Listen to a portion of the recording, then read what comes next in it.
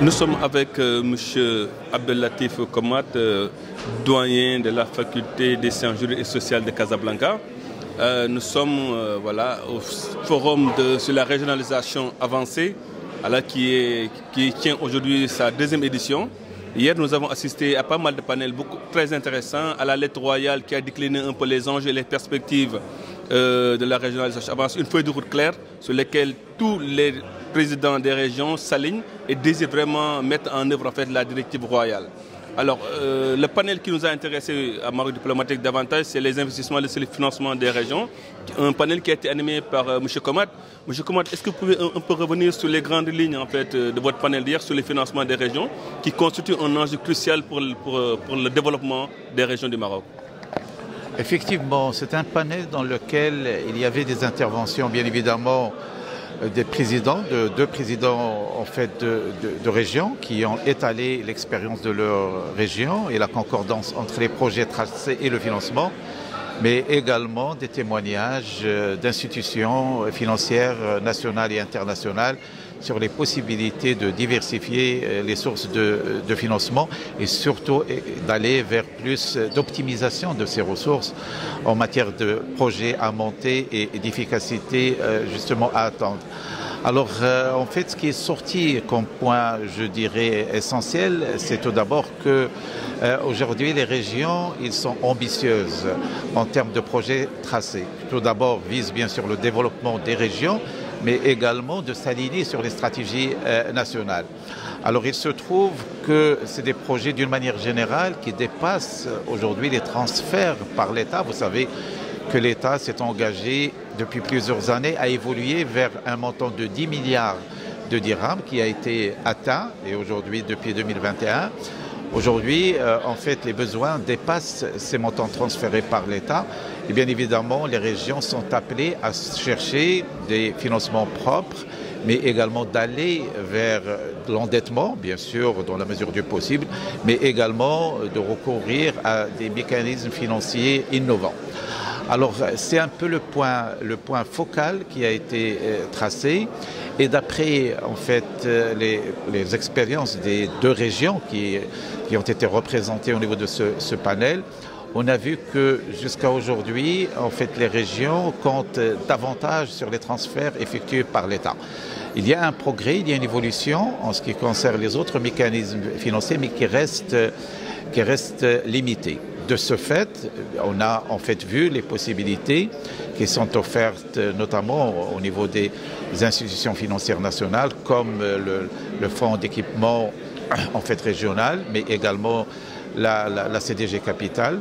Et puis, nous avons vu également des expériences d'institutions financières internationales, notamment la Banque mondiale et la BERD.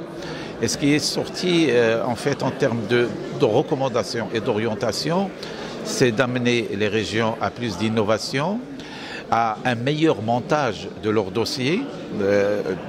En fait, d'autant plus que ce qui est préconisé, c'est d'aller vers des projets en phase avec des préoccupations nationales mais également universelles, notamment tout ce qui est protection de l'environnement, tout ce qui est dimension sociale, qui donnerait plus de chances à l'aboutissement de ces projets.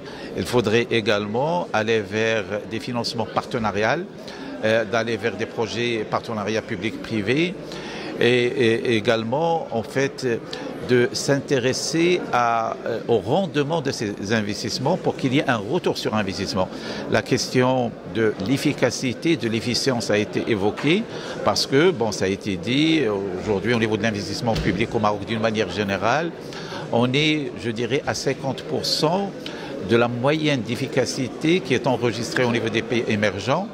Et cela se répercute également au niveau de l'investissement initié par les régions. Et donc, il va falloir qu'on déploie davantage d'efforts pour assurer un meilleur rendement, une meilleure efficience des investissements, qu'ils soient publics d'une manière générale, mais également des investissements au niveau des régions d'une manière particulière. Alors, M. Komat, il a été question d'inégalité territoriale en termes de financement, en termes de distribution de richesses. Et d'ailleurs, comme je le disais, la lettre royale l'explique davantage et le relève. Est-ce qu'au niveau des interventions des régions, vous avez senti cette volonté quand même de résoudre un peu, même si effectivement ça va être compliqué, mais de résoudre ce gap en fait d'inégalité au niveau des régions? Effectivement, chacune des régions a essayé de présenter ses potentialités parce qu'aujourd'hui, la question d'attractivité est une question très importante. Un des objectifs stratégiques tel qu'il est préconisé par Sa Majesté, mais également qui figure comme point fort au niveau du nouveau modèle de développement, c'est la réduction des déséquilibres territoriaux et sociaux. Alors bien évidemment, il y a aujourd'hui des instruments qui devraient le permettre, notamment la charte d'investissement. Vous savez qu'au niveau de la charte d'investissement, les avantages consentis par l'État varient en fonction d'un certain nombre d'indicateurs. Et parmi les indicateurs, c'est la dimension territoriale. Et en fait, les régions les plus reculées, qui sont le moins dotées d'infrastructures, où il y a un certain cloisonnement, bénéficient d'avantages plus importants que les autres régions, justement pour attirer l'investissement. Alors jusqu'à aujourd'hui, bien évidemment, ce retard n'est pas rattrapé, mais ça reste un des objectifs stratégiques de notre pays. Et les mécanismes, il va falloir encore, bien sûr, les développer, et surtout la dotation en infrastructure. Ce matin, on a en fait la thématique notamment de tout ce qui est mobilité, qui est une question centrale parce que ce qui permet davantage de décloisonner les régions sur tous les plans, au niveau du transport routier, aérien, mais également ferroviaire.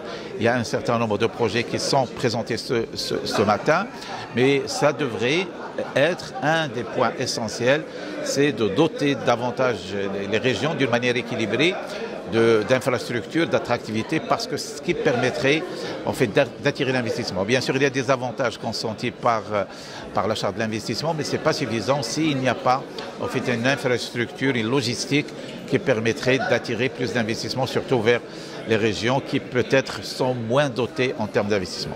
Effectivement, vous l'avez évoqué, il y a la mobilité, il y a l'environnement qui a été évoqué aussi, mais il y a aussi la question du développement durable et du digital en termes de digitalisation de l'administration qui a été évoquée par le ministre hier. Est-ce que là, à ce niveau, vous sentez aussi une volonté des régions et aussi réduire ce gap? Parce que quand même, quand on parle de développement territorial, il faut quand même y aller davantage, notamment en termes de développement durable, en termes de digitalisation, pour accélérer les processus. Est-ce que là aussi, ce n'est pas un autre problème, un autre défi plutôt qui attendent les régions? Effectivement, c'est un autre défi. Et d'ailleurs, on fait des interventions des bailleurs de fonds, qu'ils soient nationaux ou internationaux, notamment le FEC, mais la Banque mondiale, la BIRD. Hier, ils étaient en fait très clairs sur cette question, pour dire qu'un dossier de demande de financement qui prendrait en considération les dimensions environnementales, les dimensions sociales, serait un dossier privilégié en termes d'accès au financement. Donc sur ce plan-là, en fait, le mot d'ordre était de prendre en considération ces dimensions dans le montage du projet. Deuxième chose qu'il faut souligner, en fait, c'est que Sa Majesté, dans son message, lorsqu'il a présenté un peu les grandes orientations, en fait, ils sont de l'ordre de trois. Bien sûr, il y a la question environnementale, notamment surtout la question de l'eau, et la question de la mobilité de transport, et la question de la transformation numérique. Et la caractéristique de ces grandes orientations, c'est qu'elles sont transversales et qu'ils portent en fait sur les perspectives d'avenir. Vous avez évoqué bien sûr la question du développement durable. Aujourd'hui, le Maroc en fait est très impliqué, très engagé au niveau des conventions à l'international pour aller vers une économie plus verte, pour respecter un peu les grandes orientations des COP. Et sur ce plan-là, je crois, le Maroc est respecté au niveau international parce que son engagement est fort, mais au-delà de l'engagement, c'est des réalisations qui sont en train d'être faites. Sur le deuxième aspect, la transformation digitale, aujourd'hui, c'est également un volet transverse, un volet très important, et c'est ce qui faciliterait justement l'intégration des différentes autres régions. Vous avez évoqué l'administration également, c'est un des points très importants au niveau de la stratégie 2030, la transformation numérique, c'est que l'administration marocaine devrait aller de l'avant en matière de digitalisation, et la digitalisation devrait être un moyen de communication, de commercialisation, de marketing, notamment pour les produits reculer. On a vu ce qui s'est passé notamment lors du Covid, où des coopératives, des différentes, je dirais, structures productives, même dans les régions les plus reculées, ont pu continuer leurs activités grâce au digital. Et on a vu des procédés de vente à distance, du marketing digital qui se développaient. Et cela a été une expérience, je dirais, qui en fait révèle que des régions qui peut-être parfois on présente comme moins accessibles à ces innovations, au contraire ils le sont. Et ils le sont, et le degré d'évolution du recours au digital dans des régions arriérées a été très fort. Ce qu'il faudrait, c'est de l'accompagnement, c'est de la sensibilisation, c'est de la formation. Alors, M. Comat, dernière question sur ce point. C'est la feuille de route qui est attendue aujourd'hui à la clôture. Que faut-il attendre de cette feuille de route? Alors c'est d'aller, comme l'a dit Sa Majesté dans son message, à vitesse de croisière. Parce que la première en fait, étape était la mise en place des structures. C'est la deuxième étape qu'aujourd'hui, en fait, depuis 2019 à aujourd'hui, c'est l'activation de ces différentes structures, c'est l'activation des différentes stratégies. Alors globalement, bien sûr, il y a une dynamique, donc on l'a constaté sur tous les pans, mais reste des choses à faire. Alors, ce qu'il faudrait bien sûr attendre, c'est de renforcer en fait l'application des dispositifs de la Charte nationale de déconcentration et que les régions assument davantage les attributions qui sont les leurs, mais bien évidemment avec l'accompagnement et de l'encadrement des institutions centrales. Donc, cet aspect-là est très important. Renforcer bien sûr la démocratie participative, qui là également il y a des structures, je dirais, des élus, etc. Mais il faut aller vers plus de proximité avec la société civile, avec d'autres composantes en fait des régions. Et puis il faut le dire d'une manière très forte, c'est la dimension économique et la dimension sociale, notamment emploi. Et sur ce plan-là, bien évidemment, les défis tels qu'ils étaient rappelés dans le message de Sa Majesté, tout d'abord, bien sûr, l'investissement. Il faut que, en fait, les procédures soient plus simplifiées, qu'il y ait de l'attractivité, parce que c'est l'investissement qui va créer de la croissance, qui va créer de l'emploi. Et la deuxième dimension, également le grand défi, c'est le financement. Si on voit aujourd'hui des régions qui comptent à 95% sur les transferts de l'État, ils ne répondraient certainement pas à leurs ambitions.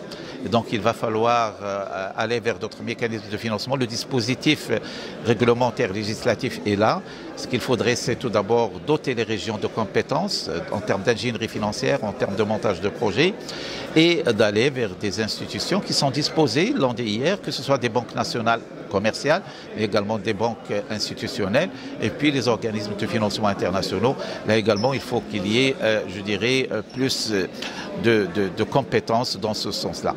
Et puis, ce qu'il faudrait également attendre comme résolution, comme orientation, c'est de focuser sur ces objectifs stratégiques qui figurent dans le message royal, à savoir bien sûr la prise en compte de la dimension environnementale, la question du stress hydrique. C'est une préoccupation nationale, mais les régions ont leurs responsabilités et leurs engagements. Bien sûr, la question de la mobilité et du transport, c'est une question centrale. Et puis, la transformation numérique, sur tous ces aspects-là, il faudrait qu'il y ait une feuille de route qui devrait nous mener vers 2030. On est décembre 2024. En principe, ces assises s'organisent à l'échéance de 5 ans. Certainement, la prochaine sera vers 2029, à la veille de la Coupe du Monde. On devrait avoir exécuter, réaliser toutes les orientations et ceux de ces assises, parce que l'enjeu est majeur. Ça sera la veille de la Coupe du Monde et les régions ont une très grande responsabilité justement dans la réussite de cette échéance, pas seulement sur le plan sportif, mais également sur le plan infrastructure, sur la dimension économique et sociale. Et donc cette échéance, elle est fondamentale. Absolument. En tout cas, merci beaucoup, professeur, pour cet entretien quand même qui revenait un peu sur le bilan. Enfin, voilà, on va terminer dans peu de temps. Et bilan sur les assises de la régionalisation, la deuxième édition, qui a commencé par une lettre royale, qui a décliné un peu les perspectives et aussi pointé du doigt quelques manquements, quelques failles qui jusqu'ici n'ont pas été mises en œuvre. Voilà, merci beaucoup.